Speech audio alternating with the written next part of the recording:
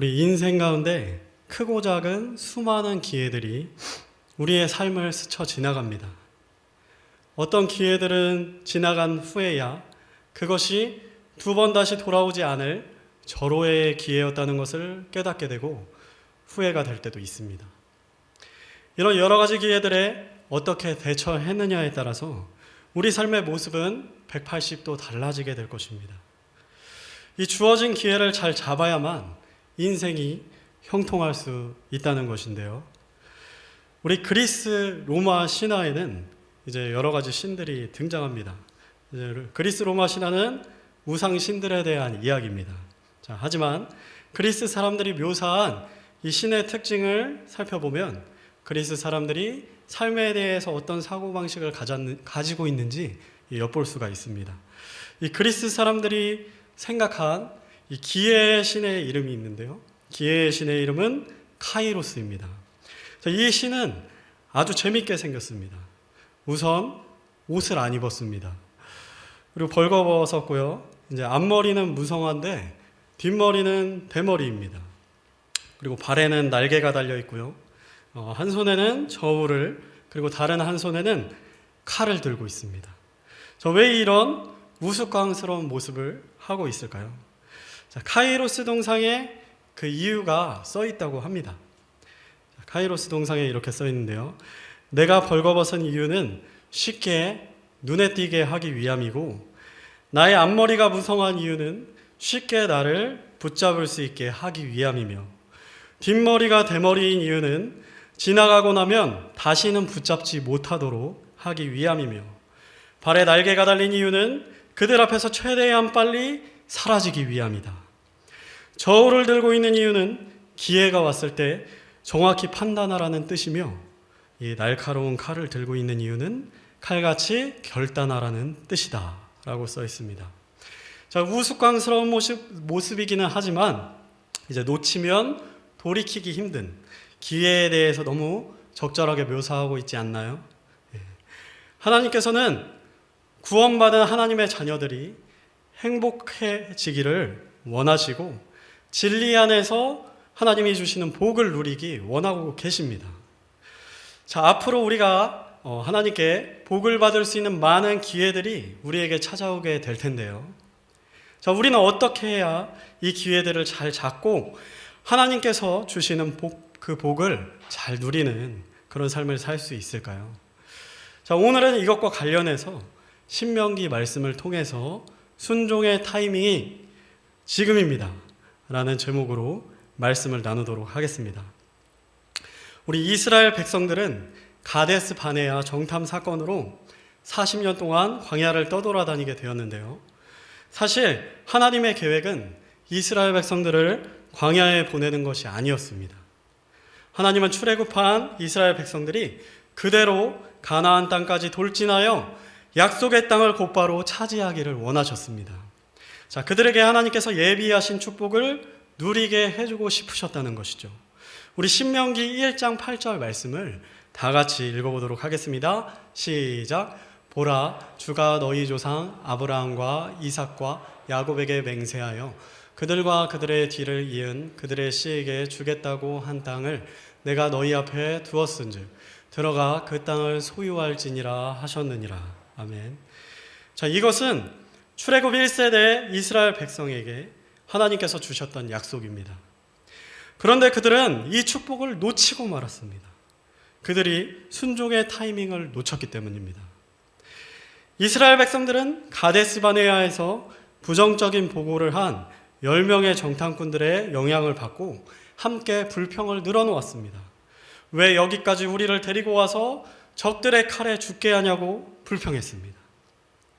하나님은 10명의 정탐꾼을 즉결 심판하여 그 자리에서 죽이시고 이스라엘 백성들에게 40년 동안 광야를 떠돌아다녀야만 하는 그런 징계를 내리십니다.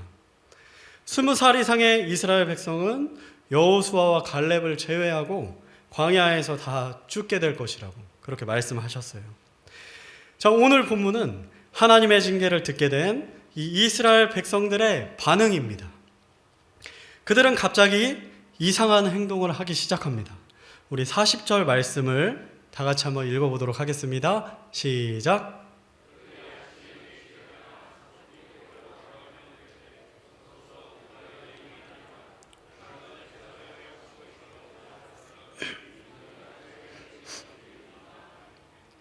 그들은 아침 일찍 일어나서 산 꼭대기로 올라갔습니다. 그리고 이제는 가나안 족속과 싸우러 올라가겠다는 겁니다. 어제까지는 분명히 저기에 가면 다 죽는다. 저 사람들은 거인이고 우리는 메뚜기다. 그렇게 불평을 늘어놓던 그들이 이제는 가나안 땅에 반드시 가야만 하겠다는 것입니다. 적들과 싸우겠다는 거예요. 자, 하루아침에 그들이 반응이 손바닥 뒤집듯이 뒤바뀌었습니다. 그들이 회개한 걸까요? 아니었습니다. 자, 그들이 올라가 싸우는 것은 더 이상 하나님의 뜻이 아니었습니다. 이제는 그곳을 정복하는 것이 하나님의 뜻이 아니라 징계를 받는 것이 하나님의 뜻이었다는 것입니다. 모세는 하나님의 뜻을 이스라엘 백성들에게 정확히 전달했습니다. 우리 민수기 14장 42절에서 43절 말씀을 다 같이 또 읽겠습니다. 시작. 주께서 너희 가운데 계시지 아니하니 올라가지 말라. 이것은 너희가 너희 원수들 앞에서 패하지 아니하게 하려 함이라. 아말렉 족속과 가나안 족속이 거기에서 너희 앞에 있으니 너희가 칼에 쓰러지리라. 너희가 주를 떠나 돌이켰으니 그러므로 주께서 너희와 함께하지 아니하시리라 하였으나. 자, 모세는 그들이 올라가 싸우는 것이 하나님의 뜻이 아님을 분명히 전했습니다. 그런데도 그들은 막무가내였습니다. 하나님의 뜻을 알고도 올라가겠다는 거예요. 이스라엘 백성들이 지금 뭐 하는 걸까요? 이스라엘 백성들이 뭘 하고 있는 건지 제가 예화를 통해서 알려드리도록 하겠습니다. 제가 초등학교 때 누나랑 정말 많이 싸웠어요. 이제 싸울 때마다 부모님께 매번 호되게 혼났는데 하루를 거르지 않고 매일 싸웠던 것 같습니다. 통과 죄리가 따로 없었어요. 이 TV에서 재미있는 만화를 할 때는 싸워본 적이 없습니다. 그런데 만화에 이렇게 푹 빠져 있다가 이상하게 TV가 끝나면 꼭 싸워야 될 것만 같은 거예요. 그래서 안 싸우면 안 될 것 같은 이런 마음이 막 올라와서 둘 중에 한 명이 발로 먼저 툭 건드립니다. 자, 그러면 그때부터 막 싸움이 시작되는 거예요. 서로 꼬집고 핥히고 그냥 난리가 났어요. 자, 서로 손톱 자국 한 개 더 내보겠다고 이렇게 손톱을 일부러 안 깎고 했던 적도 있었던 것 같아요. 자, 지금 생각해보니 참 잔인했던 것 같은데요. 자, 한 번은 아버지가 너무 화가 나셨습니다. 어디에서 처음 보는 몽둥이를 가지고 오셨는데 딱 봐도 너무 두껍고 무거워 보이는, 너무 아파 보이는 그런 몽둥이를 가져오신 거예요. 자, 아버지가 물어보셨어요. 몇 대 맞을래? 누나가 말했습니다. 2대요. 딱딱 2대 맞았습니다. 제 차례가 됐습니다. 너는 몇 대 맞을래? 그래서 저는 순간 두뇌를 풀 가동했습니다. 저는 안 맞고 다음부터 잘할게요. 자, 이렇게 했습니다. 그랬더니 아버지가 잠시 어이없다는 그런 표정을 지으시더니 단호하게 그건 안 돼라고 말씀하셨어요. 자, 어쩔 수 없이 그제서야 이제 누나가 맞은 것과 똑같이 2대를 맞겠다고 했더니 너는 잘못해놓고서 안 맞겠다고 말한 것이 괘씸하니까 5대를 맞으라고 하셨어요. 자, 그렇게 5대를 맞고 펑펑 울고 나서야 이제 상황이 종료됐습니다. 자, 그 뒤로부터 아버지가 이제 몇 대 맞을래? 이렇게 물어보면 2대는 기본으로 얘기해야 되는구나. 자, 이렇게 이해하고 이제 2대를 맞겠다고 했던 것 같습니다. 자, 이렇게 어렸을 때는 누나와 이렇게 그렇게 많이 싸웠는데 지금은 제가 누나를 참 좋아합니다. 이제 몽둥이를 보았을 때 한 대도 안 맞고 다음부터 잘하고 싶었던 것이 제 진심이었지만 이제 부모님 마음은 그게 아니었습니다. 혼낼 때 부모님 마음도 아프시지만 잘못을 확실하게 깨닫게 하고 다음에는 그러지 않도록 알게 하고 싶으셨던 것이 이제 부모님의 마음이었던 것이죠. 자, 그렇게 혼난 뒤로도 여전히 싸우기는 했지만 확실히 이제 싸우는 횟수가 줄어들었습니다. 이제 몽둥이가 무서웠기 때문이에요. 자, 이제 이스라엘 백성들이 하고 있는 것이 바로 제가 했던 것과 같은 것이에요. 잘못은 했지만 징계는 받기 싫다는 것입니다. 지금이라도 하나님이 하라고 했던 것을 하면 하나님께서 징계를 돌이키실 거라고 그렇게 생각한 것입니다. 자, 모세는 이스라엘 백성들이 지금 올라가 싸우는 것은 주의 명령을 범하는 것이라는 사실을 분명하게 전했습니다. 올라가서 싸우면 반드시 패할 것이다. 주께서 너희와 함께하지 않으실 것이다 라고 분명하게 경고합니다. 자, 하지만 이스라엘 백성들은 하나님의 뜻을 알고도 상황이 바뀌었다는 것을 인정하지 않았어요. 정탐꾼을 보내기 전에는 그곳에 가지 않는 것이 불순종이었지만 이제는 그곳에 가는 것이 불순종이라는 그 사실을 그들은 받아들이지 않았습니다. 때를 쓰면 아버지가 매를 안 때리고도 용서해 줄 것이라고 스스로 생각했다는 것이죠. 자, 하나님 앞에서 고집을 부린 이 이스라엘 백성들 어떻게 됐을까요? 자, 44절에서 45절 말씀을 다 같이 읽어보도록 하겠습니다. 시작. 그들이 자기 뜻대로 산 꼭대기로 올라가니라.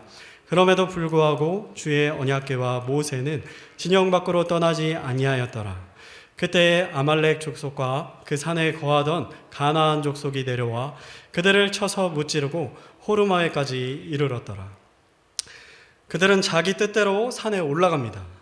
그리고 모세가 경고한 그대로 다 죽게 되었어요. 광야에서 어린 자식들을 살아있는 동안만이라도 잘 돌보았어야만 했는데 남아있는 자식들은 생각도 안 하고 자기 마음대로 올라가서 싸우다가 허무하게 죽어버렸다는 거예요. 남아있는 자식들이 아버지도 없이 40년 동안 광야에서 살아남기가 얼마나 힘들었을까요? 자, 그들은 아마 이런 생각으로 산에 올라갔을 것입니다. 이제라도 하나님 앞에 성의를 보이면 그래도 하나님께서 안 도와주시겠어? 이런 생각으로 그 산에 올라갔을 거예요. 어차피 광야에서 죽을 건데 차라리 지금이라도 당장 빨리 올라가서 죽자. 이런 생각으로 그 산에 올라가지 않았을 거라는 거예요. 자, 여전히 아말렉, 가나안이 무서웠지만 지금이라도 올라가면 하나님이 도와주실 것이라고 생각하고 이런 안일한 생각을 하면서 그곳에 올라갔다는 것입니다. 자, 하지만 그들은 이때 발걸음을 돌이켰어야만 합니다. 우리 44절 말씀 제가 읽도록 하겠습니다. 그들이 자기 뜻대로 산꼭대기로 올라가니라. 그럼에도 불구하고 주의 언약궤와 모세는 진영 밖으로 떠나지 아니하였더라. 아멘. 자, 주의 언약궤와 모세가 진영 밖을 떠나지 않았다는 거예요. 하나님께서 그들을 도와주시는데 전혀 관심이 없으셨다는 것입니다. 자, 그때 그들은 알아차렸어야만 합니다. 자, 적군을 만나기 바로 직전에 그때까지 이 언약궤가 따르지 않았다면 당연히 거기서 돌이켰어야 된다는 거예요. 이 전쟁터에서 항상 앞장섰던 언약궤가 따르지 않는다는 것은 하나님이 그들과 전혀 함께 하지 않으셨다는 그런 말이기 때문입니다. 그래도 하나님이 도와주시겠지. 안 도와주시겠어? 자, 이것이 어떻게 보면 믿음처럼 보이지만 이것은 믿음이 아니었어요. 이들이 한 행동의 의미는 하나님, 저는 하나님이 말씀하신 벌 절대 받기 싫어요. 지금 이렇게 싸우러 올라왔으니 이제라도 징계를 취소해 주시고 당연히 저를 도와주셔야만 합니다. 라는 마음이었던 것입니다. 자기가 하나님 머리 꼭대기 위에 서서 하나님 마음을 마음대로 바꾸겠다고 하는 그런 태도였던 것입니다. 교만이었던 것이에요. 당연히 하나님은 교만한 이들의 싸움에 함께하지 않으셨습니다. 이들은 보잘것없는 순전한 자기의 힘으로 압도적인 무력을 가진 적들과 맞붙어 싸우게 됩니다. 불 속에 스스로 뛰어든 불나방 꼴이 되었어요. 저는 말씀을 묵상하면서 이 사실이 너무 안타까웠습니다. 우리 44절에 노란 글씨를 보면 그들이 자기 뜻대로 산꼭대기로 올라가니라. 그럼에도 불구하고 라고 말하고 있어요. 그럼에도 불구하고 뒤늦게 싸워보겠다고 했음에도 불구하고 용기를 내었음에도 불구하고 뒤늦게 순종했음에도 불구하고 라고 얘기했다는 거예요. 성도님들, 이 말씀이 너무나 안타까운 말씀 아닌가요? 이스라엘 백성들이 올라갈 수 있었다는 거예요. 이 산에 혈기로라도 이렇게 할 수 있었다는 것입니다.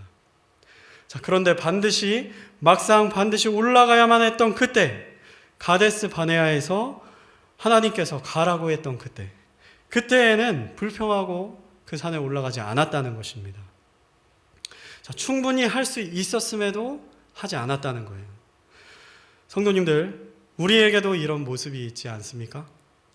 하나님, 지금은 안 돼요. 하나님, 지금은 때가 아닙니다. 조금만 더 기다려주세요. 하나님, 제가 조금만 더 있다가 꼭 순종할 거라니까요. 자, 이렇게 하나님의 뜻을 알았으면서 순종을 미루어 버릴 때가 우리에게도 있지 않나요? 성도님들, 하나님이 하나님의 뜻을 알게 해주신 그때가 바로 순종의 기회입니다. 그때를 놓치면 이제는 상황이 뒤바뀔 수도 있다는 거예요. 이제는 산에 올라가 적을 정복하는 것이 하나님의 뜻이 아니라 이제는 징계를 감당하는 것이 하나님의 뜻이 될 수 있다는 것입니다. 하나님께서 기회를 주신 지금, 하나님의 뜻을 알게 해주신 지금이 나를 올가매고 있는 나의 죄, 나의 불순종과 싸워야 될 때인 것입니다. 강력한 대적 아말렉, 가나안과 싸워야 될 때는 바로 지금인 것이에요. 강력한 대적 아말렉과 같은 우리의 죄들과 싸워야 할 때도 지금이지만 우리 약속의 땅, 가나안 땅을 차지해야만 할 때도 바로 지금입니다. 하나님께서 약속하신 복을 차지하고 누려야만 할 때도 바로 지금이라는 것이에요. 자, 하나님께서 헌신에 부담을 주신다고 한다면 미루지 마시고 우리 성도님들, 하나님께서 부담을 주신 그때에 순종하시길 바랍니다. 그리고 마음에 품고 있던 전도 대상자가 있다면 지금 바로 전화기를 드시길 바랍니다. 소외된 이웃이나 성도들을 돕고 싶다면 지금 바로 도우시길 바랍니다.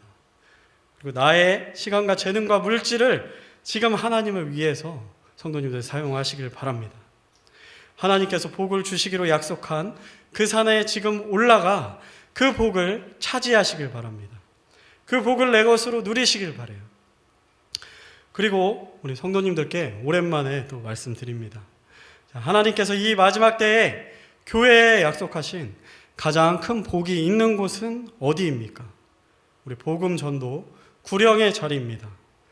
복음을 전하는 일에 우리에게 주실 엄청난 축복들을 하나님께서 숨겨두셨다는 거예요. 거기에 적과 꿀이 있다는 것입니다. 가장 크고 많고 놀라운 상급이 그곳에 있다는 것입니다. 복음을 전하는 것이 귀한 일이고 많은 상급이 있다는 것을 알고 있지만 나 같은 사람이 할 수 있을까 고민하는 성도님들도 많이 계실 것이에요.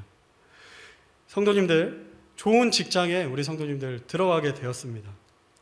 내가 생각했던 것보다 2배, 3배의 연봉을 주고 이것보다 더 좋은 직장은 찾을 수가 없을 것만 같습니다. 그런데 그 일이 생전 처음 해보는 일인 거예요. 그 일이 내 적성에 맞지 않는 일인 겁니다. 우리 성도님들 그럴 때 어떻게 하시겠습니까? 쉽게 포기하시겠습니까? 자, 아마 대부분 학원이라도 다녀서 어떻게 해서든지 그 일을 해내실 것입니다. 기술이 부족하다면 어떻게 해서든지 배워서라도 그 일을 해낼 것이라는 거예요. 돈이라는 즉각적인 보상이 오기 때문입니다. 자, 그런데 복음을 전하는 것은 그렇게 하지 않는 분들 너무나 많습니다. 쉽게 포기해버리는 분들 너무나 많습니다. 이건 내가 할 수 없는 일이야. 이것은 복음을 전하는 은사를 가진 사람이나 할 수 있는 일이야. 어떻게 복음을 전하는 것인지 배우려고도 하지 않습니다. 자, 왜인가요? 여기에 얼마나 큰 보상이 있는지 모르기 때문입니다. 이것이 얼마나 귀한 기회인지도 모르기 때문입니다. 자, 우리 다니엘서 12장 3절 말씀을 다 함께 읽도록 하겠습니다. 시작. 지혜로운 자들은 궁창의 광채같이 빛나고 많은 사람을 의로 돌아서게 하는 자들은 별들과 같이 영원 무궁토록 빛나리라. 아멘. 자, 이 말씀은 문자 그대로 이루어질 것입니다. 많은 사람을 의로 돌아서게 하는 자들은 영원의 시간 동안 별들과 같이 영원 무궁토록 빛나게 될 것입니다. 모두가 부러워하는 사람이 될 것입니다. 엄청난 기회가 이 복음을 전하는 것에 있다는 것입니다. 자, 이렇게 큰 복이 있다는 것을 알았지만 방법을 잘 몰라서 전하지 못하고 계신 성도님들이 계시다면 복음을 잘 전하는 사람들에게 찾아가셔서 어떻게 복음을 전하는 것인지 배우시길 바랍니다. 천국에 갔는데 우리 성서 침례교회 성도들이 반짝반짝 빛나고 있어야 하지 않겠습니까? 저기 옆에 교회 성도들은 하나같이 반짝반짝 빛나서 쳐다도 보기 힘든데, 선글라스를 쓰고 쳐다봐야 할 지경인데, 우리 교회 성도님들은 빛이 별로 없다면 얼마나 속상한 일이겠습니까? 지금 우리가 전하지 않는다면요, 우리는 이 기회를 누리지 못하게 될 수도 있습니다. 하나님께서 예비해 주신 복을 놓치게 될 수 있습니다. 순종의 타이밍을 놓친 출애굽 1세대 이스라엘 백성들이 약속의 땅을 누리지 못했던 것처럼 돌들의 입을 열어서 아브라함의 후손이라고 외치게 할 수 있는 우리 하나님께서 이 복음을 전하여서 하나님의 축복을 받고자 하는 다른 사람들에게, 그리고 그런 교회에게 우리가 가진 복음을 옮겨버리실 수 있다는 것입니다. 물론 복음은 그대로 가지고 있을 수 있겠죠. 하지만 복음을 들고 나가고자 하는 그 마음의 열정, 행함으로 옮기는 그 마음을 옮겨버리실 수 있다는 것입니다. 축복을 받을 수 있는 기회를 잃어버릴 수 있다는 것입니다.